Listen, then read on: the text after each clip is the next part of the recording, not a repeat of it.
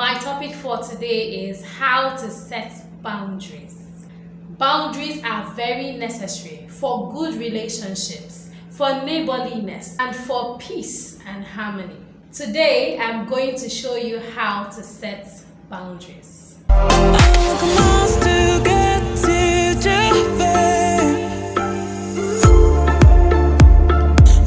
Inspire Central.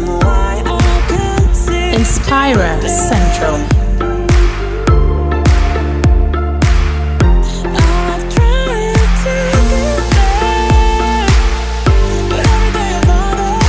Inspire Central. Inspire Central.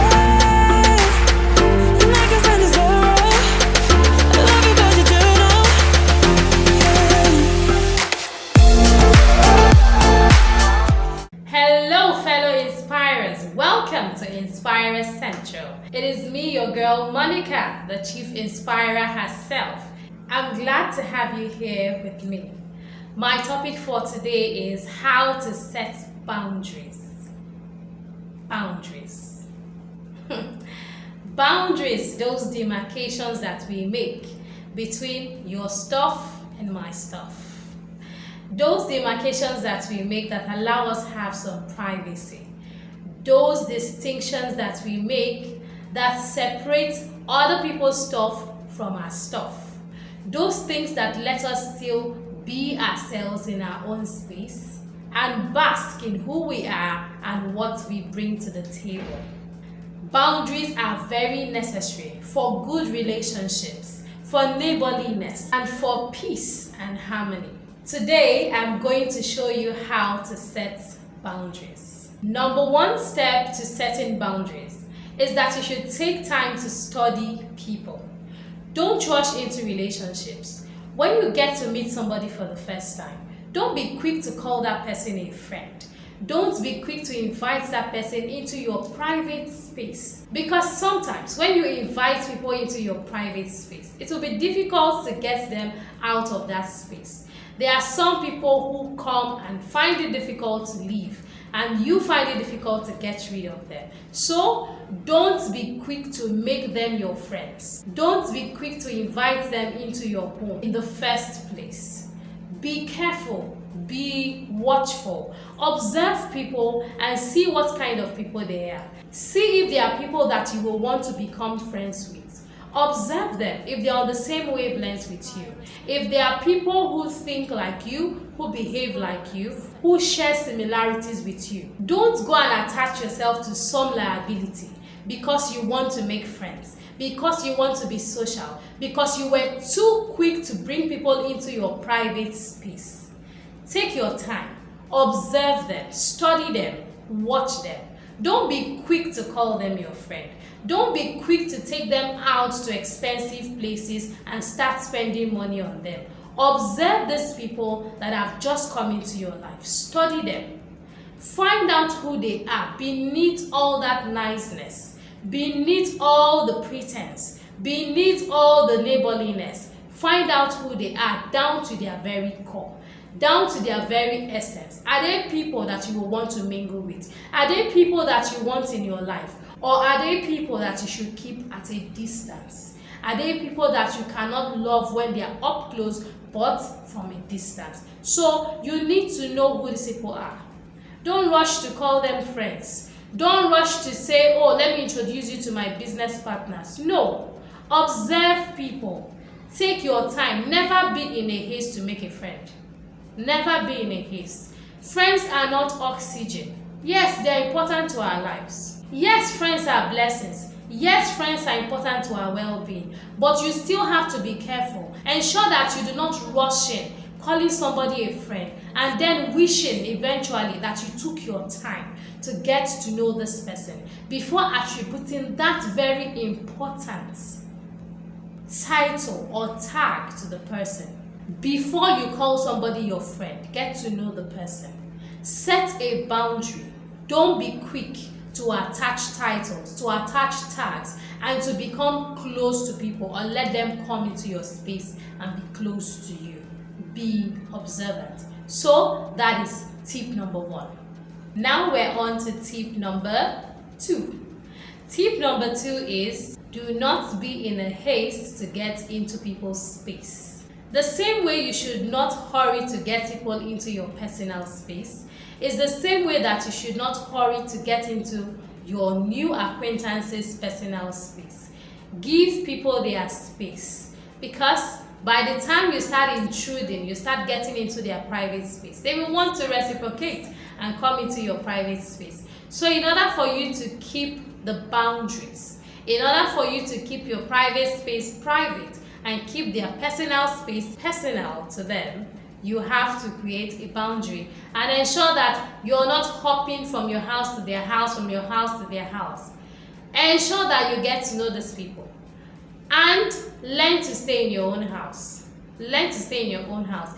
There is a lot of self-respect that comes with staying in your house and staying in your own personal space. There is a lot of self-respect. You will not just respect yourself, but the other person will respect you as well, because you're not jumping from your house to their house. You're not always in their house and they start to wonder, do you live here?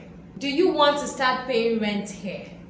Should we give you a room? Do we get you a bed? Because the way you're always in our house, you're always in our personal space, it seems like you now live here.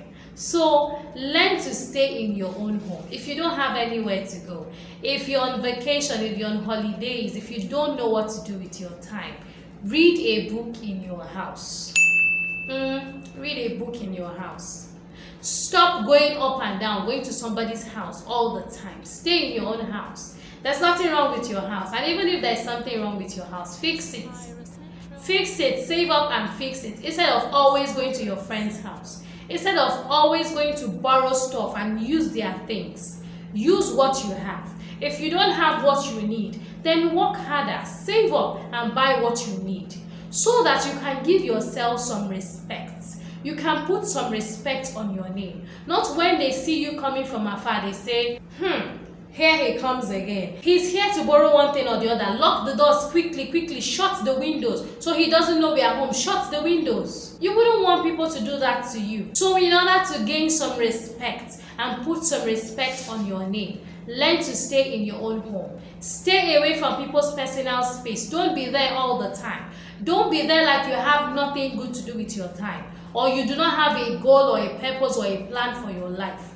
Utilize your time well, so that you don't spend all your time in somebody else's home, in somebody else's private or personal space. You need to use your time wisely for your own purpose, for the purpose for which you have mapped out for your life.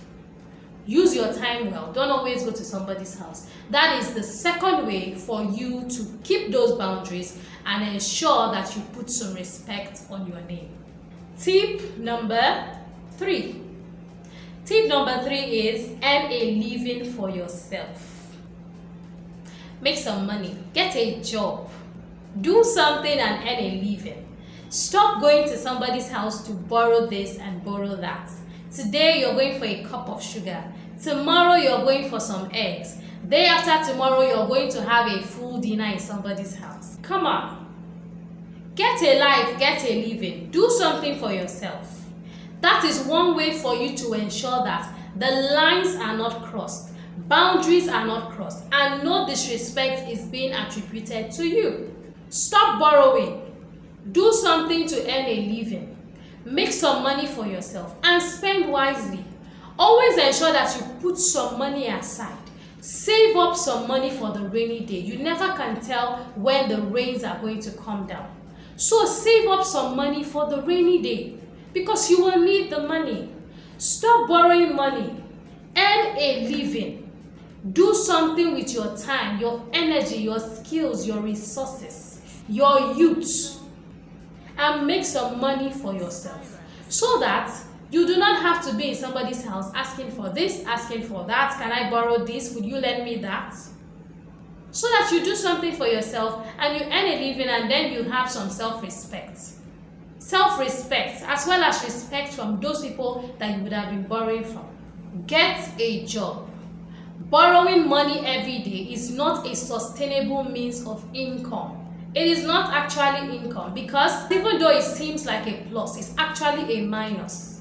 You are borrowing from your future because you're still going to repay that money. All things being equal, you are going to repay that money. So when you keep borrowing and borrowing and borrowing, know that if you earn tomorrow, you might as well not earn, because that thing that you earn, you're going to pay back that person you borrowed from. And then you're still back to ground zero. You're still left with nothing. So stop borrowing and earn a living for yourself. So we're on to tip number 4. Tip number 4 is be content.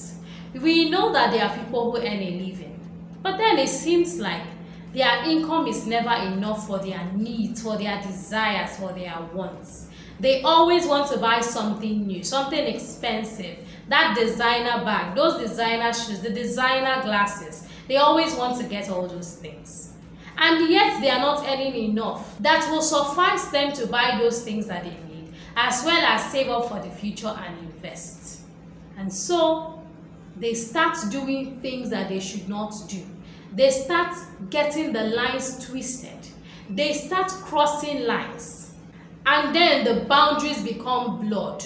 People no longer know where the boundaries are with them, because they now let people do all sorts of things to them that naturally, that ordinarily, such people should not be able to do to them. They let people talk to them anyhow. They let people walk all over them. They put themselves in compromising positions because they are not contented.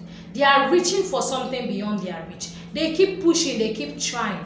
Even when people are trampling on them and making them feel less than human, less than worthy, less than deserving, because they want something that is beyond their reach, that is beyond their means. They go out of their way. They let people do whatever they like to them. All sorts of inhumane treatments, they receive them. They take them wholeheartedly because they feel that that thing that they want, that designer bag, those shoes, those glasses, that money, that car is worth whatever treatment that they get. And then people are crossing their boundaries. People are maltreating them. People are mishandling them. These are some of the things that happen when you yearn for things that you cannot have. Because where you are now, what you earn now, cannot afford those things that you want. And so you let people do whatever it is. And you tell yourself that the end justifies the means. If you value yourself, if you value your mental health, if you value your physical health, if you value your humanity, you will not let people cross your boundaries, especially because boundaries were built to protect you. You build boundaries to protect yourself. You build boundaries to maintain your value. You build boundaries to ensure that people do not take advantage of you. Boundaries are not meant to keep people out. They are meant to keep you safe. They are meant to safeguard you. So, if you let people cross your boundaries for one reason or the other, it means that you are bringing disrespect to yourself. It means that you don't value yourself. It means that you don't want people to value you. And it means that you are going to be miserable, you're going to be unhappy, and you're not going to be safe. It means that you are exposing yourself to people that will put you at a disadvantage. You are putting yourself at a disadvantage when you let people cross your boundaries. So, those are the 4 tips I have for you on how to set boundaries. However, I have many more tips on how to set boundaries, as well as the consequences of not setting boundaries. They are here in my blog post. Click the link below in the video description and you will read this blog post and you will gain more insight on this topic of how to set boundaries. Please drop your comments on the blog post telling me what you think of the blog post, and also drop your comments here on YouTube telling me what you think about this video and how you have learned to set boundaries and protect yourself from things that could put you in harm's way. Please subscribe to my channel. That is your way of supporting me. Please subscribe to this YouTube channel. And don't forget to click the notification button so you'll be notified as soon as I update. Also, do not forget to like and share my videos. Thank you for giving me your time. I hope you have been motivated. I hope you have been inspired. For that is the purpose for this channel, Inspire Central. Don't forget to be an inspiration. I'll see you next time. Bye for now. Please subscribe, click the notification button, like this channel, share our videos, and follow us on social media. Thank you very much. Inspire Central. Inspire Central.